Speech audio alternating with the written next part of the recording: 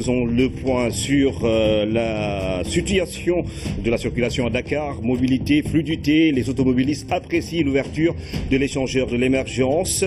Inauguré samedi par le président Macky Sall, l'ouvrage vient faciliter l'accès à plusieurs quartiers de la banlieue dakaroise avec ses 2 fois 3 voies. Dans ce journal, le reportage sur cet échangeur de l'émergence. Et puis l'été s'est installé, la canicule tout aussi, et il est tout indiqué d'aller à la plage, mais attention, vagues et sables mouvants peuvent être fatals aux baigneurs imprudents. Entre 2014 et 2015, 175 cas de décès ont été enregistrés. Ce week-end à Gorée a été le point de ralliement de plusieurs acteurs pour le lancement de la campagne de sensibilisation sur les risques de noyade. Bienvenue à tous. Le président de la République a reçu en audience cet après-midi le secrétaire général adjoint des Nations Unies chargé du département des affaires politiques. Jeffrey Feltman a été accompagné de Ibn Chambaz, représentant du secrétaire général des Nations Unies en Afrique de l'Ouest et au Sahel. Il a salué le leadership du chef de l'État lors de sa présidence de la CEDEAO. Au menu des échanges, également les questions de développement, de sécurité et de stabilité dans la sous-région. Voici Jeffrey Feltman à sa sortie d'audience. Je remercie Son Excellence le Président du Sénégal pour la réception chaleureuse qu'il nous a donnée. J'ai félicité Son Excellence le Président pour la réussite de la présidence du Sénégal pour le CEDEAO qui vient de se terminer. Et j'ai salué le rôle très actif, très important que le Sénégal joue actuellement dans le Conseil de sécurité pour la paix et la sécurité dans la région et dans le monde entier. Nous avons discuté les développements actuels dans la région. Nous étions en accord sur l'importance de la stabilité et le développement et la réconciliation, par exemple, à Guinée-Bissau. Et j'ai transmis les salutations chaleureuses du secrétaire général lui-même pour le président et je les remercie pour le soutien que le Sénégal et le président lui-même nous donnent pour le travail des Nations Unies dans le monde. Et puis ce communiqué, le président de la République a nommé par décret numéro 2016-1004 du 25 juillet 2016 Madame Seynabou Ndiaye Diakhaté en qualité de présidente de l'Office national de lutte contre la fraude et la corruption OFNAC. Elle remplace à ce poste Madame Nafi Ngom Keïta dont le mandat est arrivé à terme. La nouvelle présidente de l'OFNAC est magistrate de formation. Elle a occupé diverses fonctions dans l'appareil judiciaire national, mais également au sein des juridictions communautaires de l'Union économique et monétaire ouest-africaine. Ainsi, elle a tour à tour été, entre 1989 et 1999, c'est bien cela, substitut du procureur de la République près le tribunal régional hors classe de Dakar, chargé des mineurs, tribunal des enfants et des audiences de flagrant délit. De 1999 à 2003, procureur de la République près le tribunal régional de Thiès. 2003-2007, doyen des juges d'instruction au tribunal régional hors classe de Dakar. 2007-2013, avocat général à la Cour de justice de l'Union économique et monétaire ouest-africaine, UEMOA. Et puis de 2013 à 2016, premier avocat général à la Cour de justice de l'UEMOA à Ouagadougou, au Burkina Faso. Depuis avril 2016, conseillère à la Cour suprême du Sénégal, chambre administrative et chambre criminelle. Madame Seynabou Ndiaye Diakhaté, qui remplace donc Madame Nafi Ngom Keïta à la tête de l'OFNAC, l'Office national de lutte contre la fraude et la corruption. 38 milliards de francs CFA, c'est ce que représentent les échanges commerciaux entre le Sénégal et la Pologne, en volume en constante progression. Et pour consolider cette dynamique, une importante délégation d'investisseurs polonais effectue une mission économique à Dakar, sous l'égide de la mission économique de l'ambassade du Sénégal en Pologne et de l'Union des chambres de commerce du Sénégal, Alassane Diédhiou. Ce sont les premières retombées économiques des retrouvailles diplomatiques sénégalo-polonaises Signe des temps, ils sont plus d'une vingtaine d'investisseurs polonais représentant différents secteurs d'activité du domaine économique et industriel à faire le déplacement de Dakar dans le cadre d'une mission économique. Aujourd'hui, c'est la mission d'à peu près une vingtaine d'entreprises polonaises qui sont venues ici pour trouver des opérateurs sénégalais, B2B, ça veut dire en face, et de les rencontrer et de parler sur les prochains événements économiques qui peuvent être entreprendre entre Sénégal et mon pays. Organisé en partenariat avec la mission économique de l'ambassade du Sénégal en Pologne et l'Union des chambres de commerce, d'industrie et d'agriculture du Sénégal, cette mission devrait permettre au secteur privé des deux pays d'exploiter les opportunités qu'offre le PSE, nouveau référentiel en matière de politique économique et sociale du Sénégal, et de nouer un partenariat fécond gagnant-gagnant. Nous avons décidé de renforcer nos relations avec l'Union nationale des chambres de commerce de Pologne, qui a manifesté sa volonté de nouer avec l'Union nationale de la Chambre de commerce, d'industrie et d'agriculture du Sénégal un partenariat win-win basé sur des échanges d'expériences. L'enjeu économique qui sous-tend cette rencontre a été bien appréhendé par les autorités gouvernementales sénégalaises. Aussi, meilleure occasion ne pouvait-elle s'offrir au ministre en charge du commerce pour réaffirmer le soutien du gouvernement. Entre le Sénégal et la Pologne, c'est simplement une quarantaine de milliards d'exportation de la Pologne vers le Sénégal et 27 milliards d'importation de la Pologne du Sénégal. Autrement dit, nous n'exportons que 27 milliards alors que la Pologne exporte chez nous 43 milliards. L'objectif de cette rencontre et ce forum économique, c'est justement arriver à inverser cette tendance et permettre au Sénégal de pouvoir être un partenaire suffisamment solide avec la Pologne. Vous savez que la Pologne est un partenaire, un membre de l'Union européenne, comme l'a dit l'ambassadeur tout à l'heure, qui a bénéficié donc d'une mise en niveau industrielle et qui a des entreprises aussi compétitives que celles qui sont dans tous les pays de l'Union européenne. Donc je crois que c'est aussi une opportunité pour nos entreprises sénégalaises qui sont représentées ici par l'Union des chambres de commerce, notamment le président Serigne, de pouvoir s'inspirer de cette expérience, mais également construire des partenariats solides pour s'insérer dans les opportunités offertes par le plan Sénégal émergent. Tout à l'heure, vous l'avez entendu, il y a des entreprises qui sont spécialisées dans le gaz et le pétrole. Et j'ai dit tout à l'heure que nous devons avoir au Sénégal des entreprises sénégalaises en partenariat avec d'autres qui puissent anticiper justement la production de gaz et de pétrole au Sénégal. Cette rencontre est certes et avant tout destinée aux acteurs économiques de la Pologne et du Sénégal à travers une rencontre B2B. Cependant, l'État, à travers l'APIX et le PRODAC, a joué pleinement son rôle de promoteur de l'investissement et de garant de l'environnement des affaires.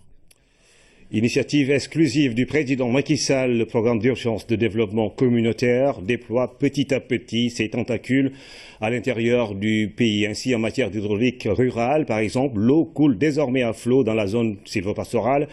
Le constat est fait par nos envoyés spéciaux qui se sont rendus dans la région de Matam et de Louga. Voici le reportage d'Amadou Meiloum. Tout est parti de cette image qui pend désormais dans son bureau.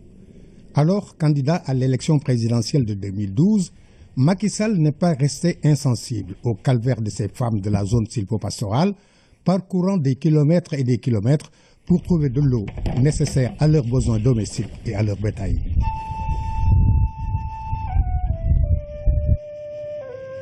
C'est vrai que dans cette partie du Sénégal qui englobe principalement les régions de Louga et de Matam, l'eau était une denrée rare.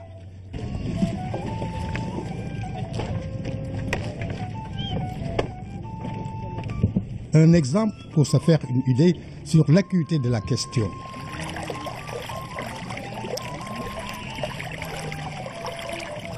Nous sommes ici à Kër Serigne Diabel, dans la région de Kaffrine, loin des terres du Djolof, où nous sommes tombés sur ces milliers de têtes de bétail,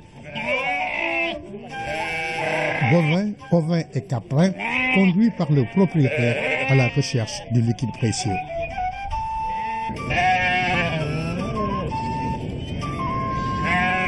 Une fois que ces bêtes seront abreuvées, les éleveurs, qui ne manqueront pas de faire des réserves sur ces charrettes remplies de récipients de toutes sortes, s'en iront vers d'autres endroits pour trouver des pâturages plus généreux.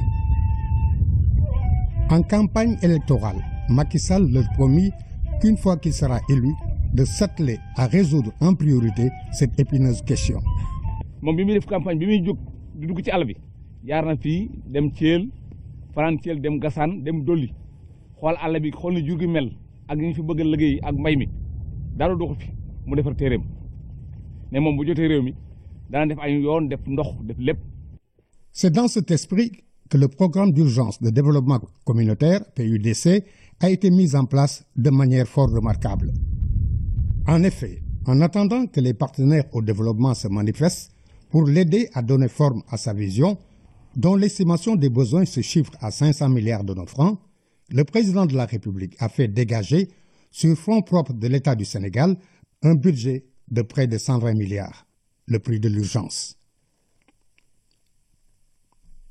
C'est justement cette célérité dont a fait preuve l'État qui a permis au PUDC d'arriver en moins d'un an à des résultats inattendus, aussi bien dans la transformation des conditions de vie des populations, la lutte contre les inégalités sociales grâce à la mise en place de mécanismes d'accès durable aux infrastructures et services socio-économiques de base. Globalement, on est à un niveau d'exécution de plus de 50% après une année d'exécution. Ceci démontre l'importance de ce programme tel qu'il a été conçu par Monsieur le Président de la République, M. Macky Sall, pour que justement nous puissions rehausser le niveau de vie des populations en milieu rural. C'est ainsi qu'en matière d'hydraulique, le ranch de Doli va connaître une seconde vie avec l'entrée en fonction, au plus tard en fin octobre de cette année, d'un château d'eau d'une capacité de 1000 mètres cubes. D'une hauteur de 35 mètres, cet ouvrage va desservir un réseau de 105 km, dont 67 actuellement réalisés. Il y est aussi prévu 7 abreuvoirs pour le bétail, dont 3 déjà réceptionnés. En outre, 53 bornes fontaines seront installées dans les villages aux alentours, sans compter le mur de clôture du ranch qui s'étend sur 120 km linéaires, qui va sécuriser aussi bien les villages que le cheptel.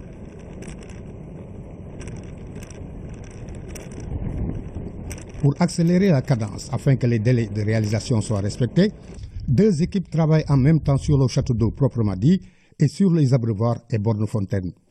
Une fois le chantier terminé, Doli et Tessékré, où existe également un château d'eau au débit de 1000 m3, les capacités de stockage seront multipliées par 5 dans cette partie du pays qui accueille 100 000 têtes de bétail par jour.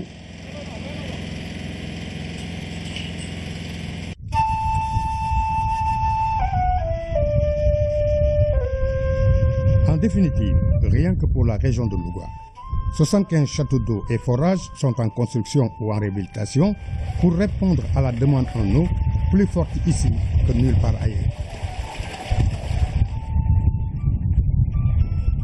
À titre indicatif, dans le département de Ranérou, 3 fois plus étendu que le département de Thiès, le cheptel est estimé à 1 demi-million de têtes de bétail pour un besoin en eau évalué selon le service départemental de l'hydraulique à 13 750 000 litres d'eau par jour. Forage de Lumbol Sambabdou, il est meilleur dans les forages du Sénégal, pour moi. Parce que quand il vient ici minuit, 1 heure, 2 heures, 3 heures, 4 heures, la nuit, la journée, de l'eau il coule. Avant, nous, on pensait que lui, avant même, peut-être, on n'est pas dans le Sénégal parce que peut-être on court quand même, peut-être les gens, on a oublié parce qu'on ne voit même pas les gens, on ne voit rien. Maintenant, on voit les gens même partout, on voit tout. On a de l'eau partout, là où tu vas dans le... Il n'y a plus le brousse maintenant.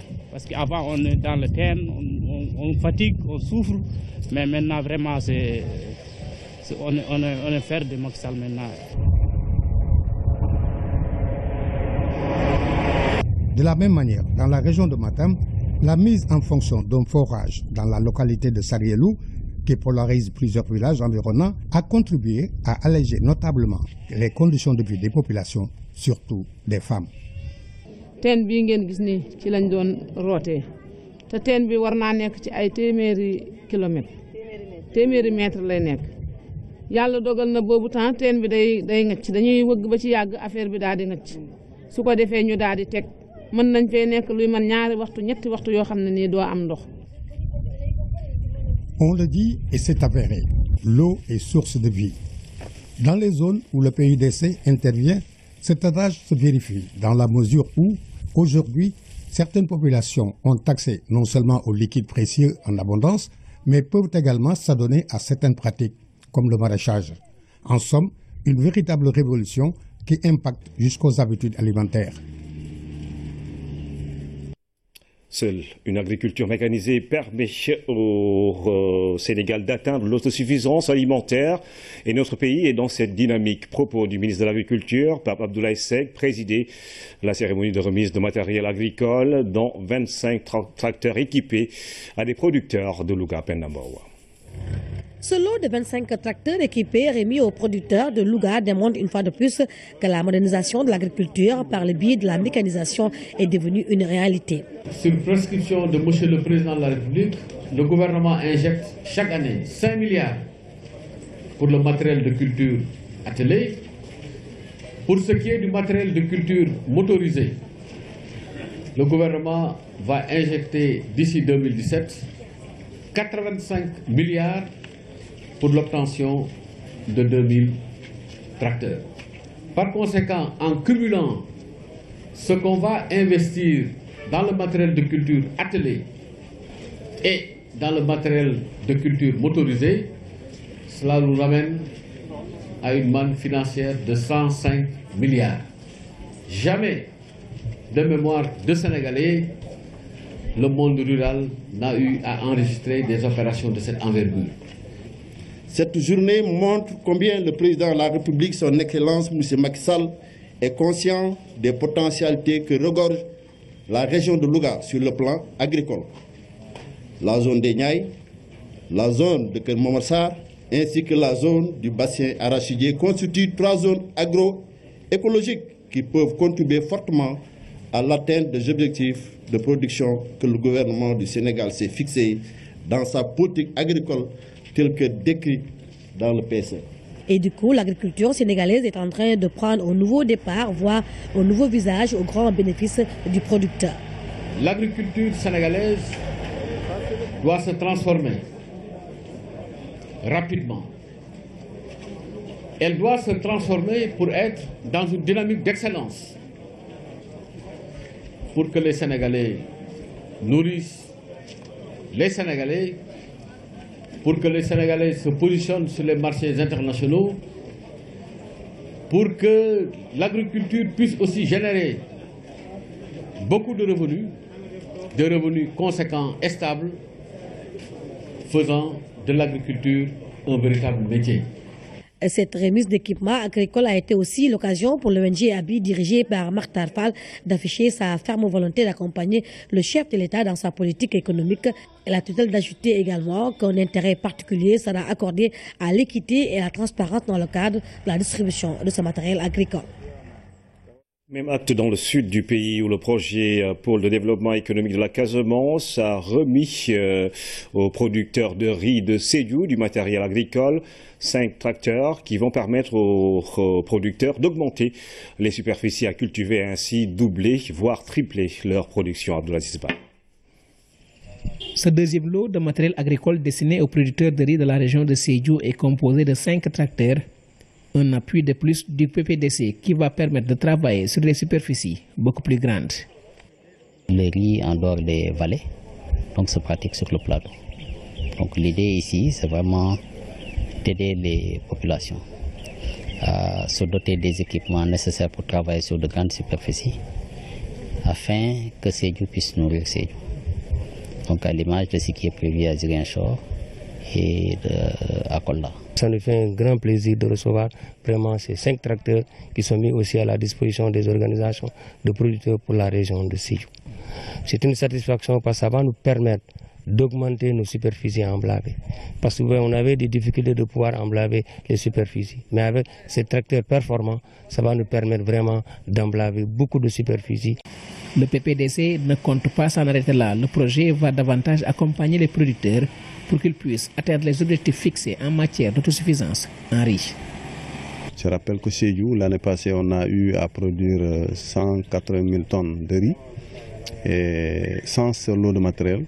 Et je pense qu'avec ce lot qu'on a reçu, avec la mise en place de l'État, au moins 20 tracteurs qu'on a réceptionnés déjà, nous espérons que nous allons en tout cas doubler, voire même augmenter en tout cas nos productions pour la campagne, pour cette présente campagne. Faire en sorte que les ressources qui sont générées puissent assurer l'entretien et le renouvellement. Donc l'État fait un grand effort en mettant à la disposition l'investissement initial. Maintenant, il faut aider les populations à le gérer de sorte qu'ils puissent générer des ressources qui vont permettre un peu de continuer le processus d'équipement des organisations de producteurs. Les producteurs de la région de Sédhiou vont aussi bénéficier de sessions de formation, ce qui va leur permettre de bien entretenir ce matériel agricole. L'échangeur de l'émergence inauguré samedi par le chef de l'État a amélioré la fluidité sur les différents axes qui desservent la banlieue dakaroise. Les automobilistes apprécient, ouvert ce dimanche, l'ouvrage financé par l'État du Sénégal à plus de 7 milliards, accélère la mobilité et ralentit le rythme des embouteillages. Diana Bacha. En moins de 16 mois, le pont Sénégal 92 est devenu l'échangeur de l'émergence. Les embouteillages ont disparu. La circulation est devenue fluide. Les véhicules roulent à vive allure. Avant de quitter Dakar pour les Parcelles Assainies, je faisais 1 heure de temps. Maintenant, je fais quelques minutes pour le même trajet. Avant, c'était vraiment difficile. Je viens du centre-ville, mais il n'y a pas d'embouteillage. C'est une bonne chose. L'échangeur de l'émergence est un ouvrage conçu en forme de trèfle à 4 boucles doublées de 4 bretelles. Une infrastructure qui facilite la mobilité urbaine. Pendant les travaux, il fallait faire un grand tour pour venir aux Parcelles Assainies ou à Grand Yoff. Du coup, on avait la paresse de faire la navette. Je payais 1500 le taxi. Maintenant, pour la même distance, je débourse 500 francs CFA. Cet échangeur est une fierté pour tout Sénégalais qui veut un travail bien fait.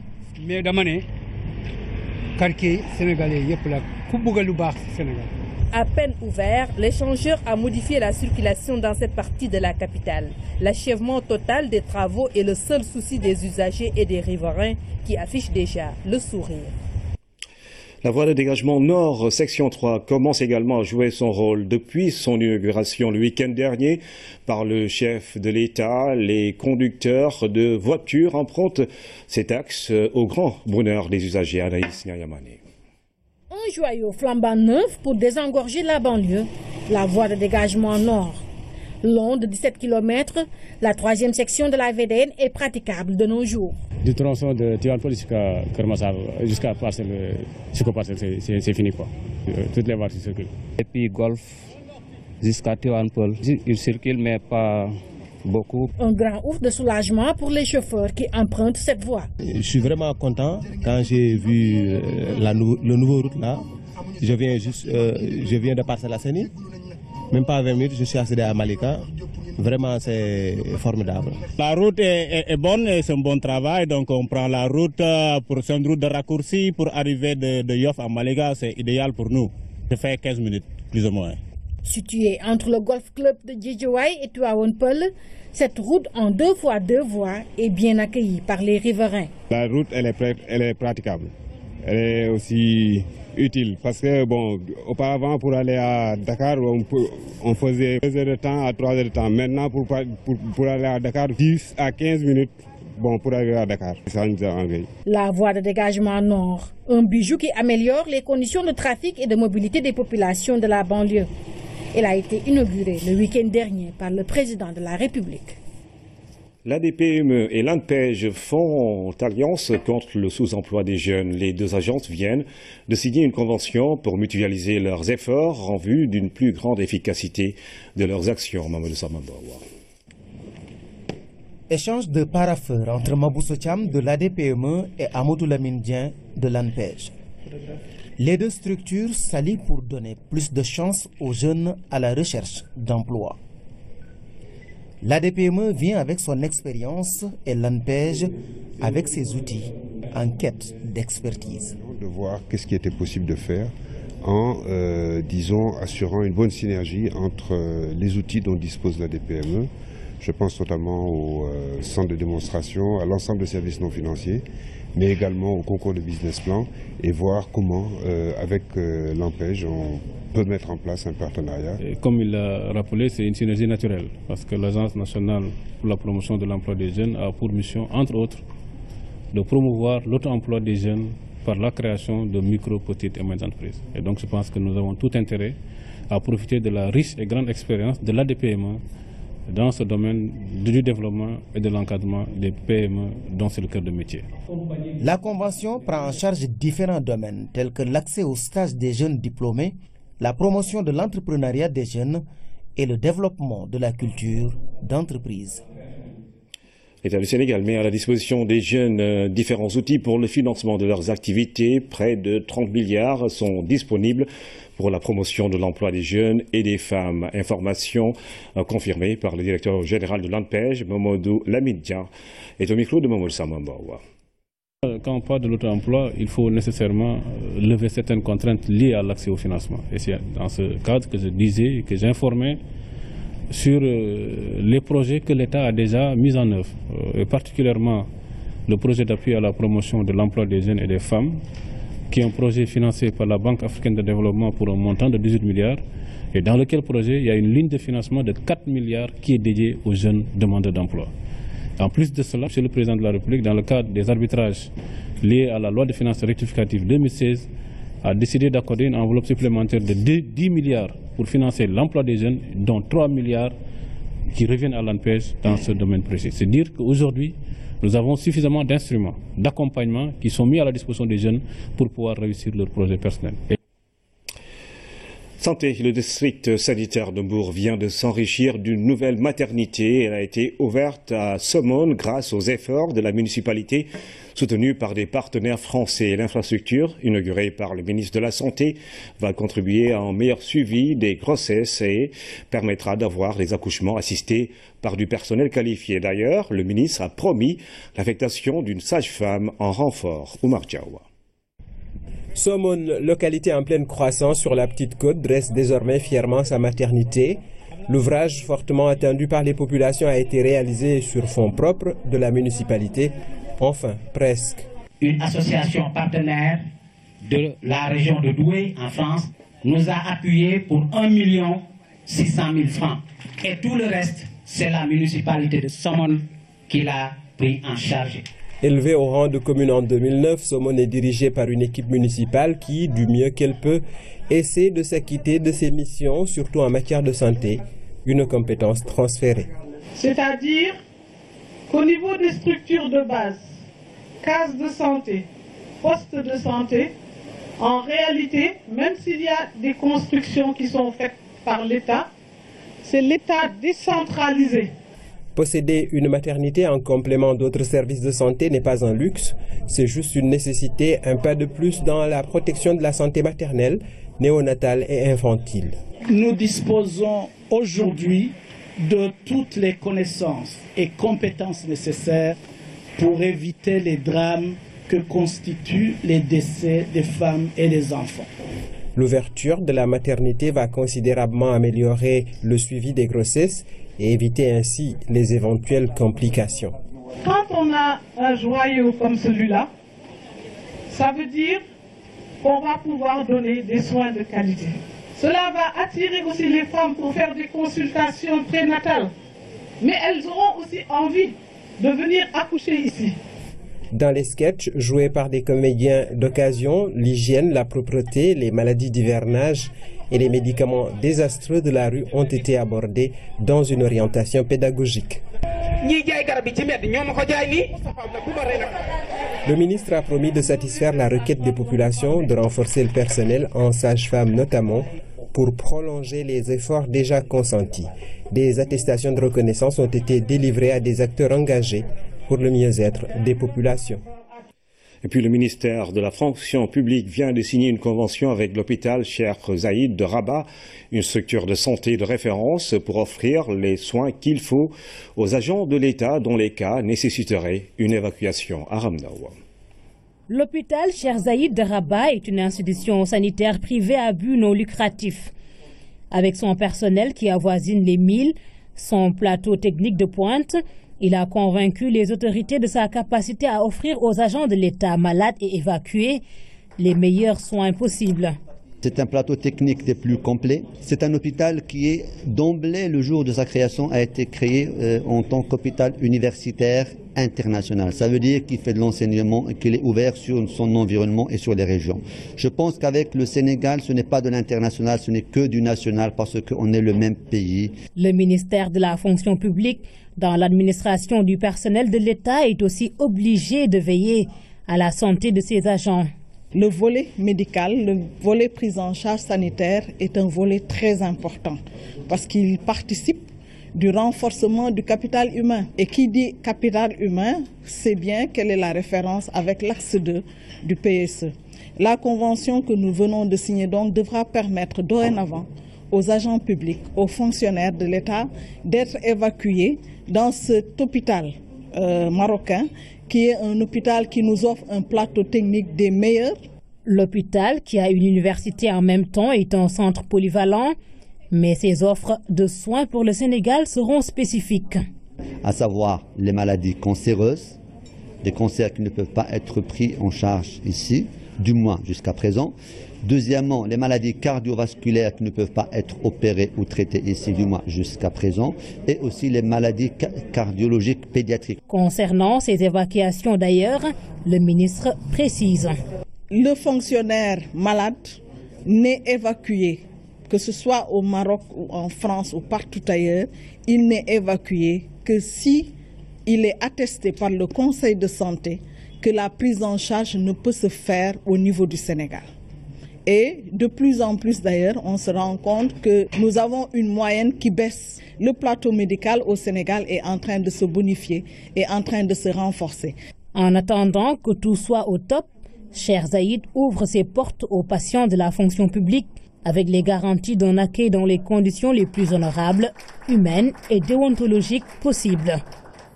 Les examens du brevet de technicien supérieur en industrie ont démarré ce matin. 888 candidats doivent composer sur 9 spécialités. Ils sont répartis dans 3 centres composés de 4 jurys. Le ministre de la formation professionnelle, de l'apprentissage et de l'artisanat a effectué une visite dans quelques centres. Voici le reportage de Damsila. Le ministre de la formation professionnelle, de l'apprentissage et de l'artisanat a démarré sa visite au centre d'examen du Centre national de qualification professionnelle. La délégation s'est rendue dans les différentes salles d'examen pour constater le déroulement. Au total, 9 filières composent le brevet de technicien supérieur en industrie. Autre centre d'examen visité, le G15, ou Centre d'entrepreneuriat de développement technique. Ici, tout se déroule normalement. Les candidats se concentrent sur les épreuves, que ce soit en maintenance mécanique, géomatique, génie civil et autres. Du CNQP jusqu'ici au G15, nous avons constaté que l'organisation est extrêmement bonne. Ça se passe dans d'excellentes conditions, dans une bonne ambiance. Organiser plus de 130 examens par an, ce n'est pas du tout évident en termes d'organisation, en termes de certification, d'évaluation, 4000 épreuves par an. Ça nous amène aussi à se dire, dans les années à venir, on est interpellé. Quel type d'examen, quelle forme d'examen pour que ça soit rentable? Au total, 888 candidats issus de 9 spécialités différentes participent à l'examen du BTS en industrie session 2016. Pour répondre à la demande et aux besoins de l'heure, le gouvernement compte créer d'autres filières. Dans le domaine du secondaire, tout ce qui est industrie, il y a encore la possibilité de former beaucoup de jeunes et d'insérer beaucoup de jeunes. La demande, elle est là. Plusieurs entreprises viennent s'installer. Et c'est à la jeunesse sénégalaise d'être formée dans ces domaines pour que ces entreprises qui viennent puissent trouver des jeunes compétents et bien formés. L'examen du BTS en industrie se tient à Dakar. Les candidats des écoles privées et ceux venus des régions sont répartis dans 3 centres, avec 4 jurys au total. J'ai mon bac S, après je suis venue faire génie civil. Vu qu'il n'y a pas beaucoup de femmes qui font le génie civil, et moi j'ai opté pour faire le génie civil. Parce qu'il y a beaucoup de débouchés là-dedans. La direction des examens, concours professionnels et certification organise chaque année 120 examens et certifications. Le centre de formation professionnelle et technique CFPT abrite à partir de ce lundi 5 semaines de formation en maintenance mécanique et contrôle électronique automobile. Il s'agit d'un programme de formation professionnelle et technique destiné à des pays africains, programme initié par la JICA en collaboration avec l'État du Sénégal. Fatoumata Banelba. La formation de ressources humaines dans le domaine de l'industrie, une des priorités du Japon. Depuis son lancement en 1999, plus de 280 formateurs de 16 pays africains ont pu bénéficier du programme de formation en pays tiers. Pour nous, l'organisation de cette session de formation, c'est de partage de notre contribution, ou bien de partage le fruit de notre collaboration dans la sous-région.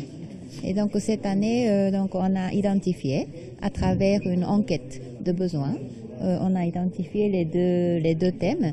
Le Sénégal est devenu une plateforme importante de formation grâce au CFPT.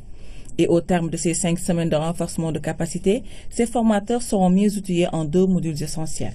Pour qui connaît le Japon, vous connaissez bien le niveau de développement technologique qu'il y a, lié à la recherche, mais lié aussi à la qualité des ressources humaines qui y travaillent. Et donc le Japon, en rapport avec le gouvernement du Sénégal, ont décidé de faire du CFPT Sénégal-Japon un instrument du transfert de technologie du nord vers le sud. Et c'est dans ce sens que chaque année, avec l'appui du gouvernement du Japon, le Sénégal, à travers le CFPT, organise des sessions de formation, qu'on appelle des formations en pays tiers, à l'intention de pays africains, pour lesquels la procédure administrative diplomatique est utilisée pour que les pays, sur la base des besoins qui sont identifiés en termes de modules de formation, puissent présenter des candidats à l'État du Sénégal. La technologie avance à grands pas et pour ces enseignants, les attentes en la matière sont nombreuses. Pour être en phase avec l'évolution technologique industrielle, en tant que formateurs, nous avons néanmoins besoin d'être formés pour que les apprenants qui viendront sur le terrain ne puissent pas être dérangés sur le nouveau matériel ou encore le matériel technologique présent. Je pense bien que ce séminaire me permettra d'acquérir des connaissances en électronique automobile que je vais retransmettre à mes stagiaires. Ce programme participe au renforcement de la coopération sud-sud. Les participants espèrent y tirer le maximum de profit et pouvoir ainsi démultiplier les connaissances acquises une fois de retour dans leur pays respectif. C'est l'été, il fait chaud à Dakar et la mer attire du monde. Yoff, Malika, Ngor, Gorée, autant de plages qui sont prises d'assaut par des baigneurs parfois imprudents. Attention donc aux vagues, aux sables mouvants qui ont occasionné entre 2014 et 2015 quelques 175 décès pour 252 victimes. Les cas de noyade ont baissé certes, mais vigilance encore. Ce week-end, l'île Mémoire a abrité le lancement de la campagne de sensibilisation sur les risques de noyade. Seydina Lunfal. C'est à Gorée que s'est tenue la cérémonie de lancement de la campagne de sensibilisation sur les risques de noyade. Le nombre de cas de noyade a baissé certes, mais il ne faudrait pas pour autant baisser la garde. Les collectivités locales, de même que les parents, ont une part de responsabilité sur les cas de noyade. Nous allons mener des campagnes de sensibilisation au niveau des autres plages de Dakar. C'est la période des grandes vacances, une période également propice à la fréquentation des plages. La sensibilisation pourrait sauver des vies. Je vais vous remettre ce lot de matériel composé de 20 gilets de sauvetage, 4 bouées de sauvetage, 3 rouleaux de cordage de 20 mètres pour balises. Matériel d'intervention, de secours et de balisage. Un équipement qui a été remis au maire de Gorée, un geste qui entre dans le cadre de la politique d'accompagnement du gouvernement aux collectivités locales. Le plan stratégique de la délégation générale à la solidarité nationale et à la protection sociale à l'étude. Une rencontre s'est ouverte ce matin à Dakar afin de décliner en axe stratégique les priorités du secteur avant de valider le document. Raminou Diop. Attaché en passation des marchés publics est une nouvelle compétence que l'ONFP veut développer. L'Office national de la formation professionnelle a ciblé 180 jeunes pour répondre aux besoins d'un secteur qui monte en puissance, celui des marchés publics. La mission de la délégation, c'est une mission de protection sociale.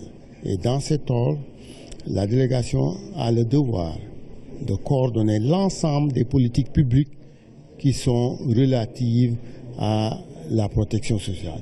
Protection sociale qui est conçue et peut-être qui fait partie du capital, du développement du capital humain qui est contenu dans la politique du président de la République, M. Macky Sall. Cette formation doit durer 8 semaines.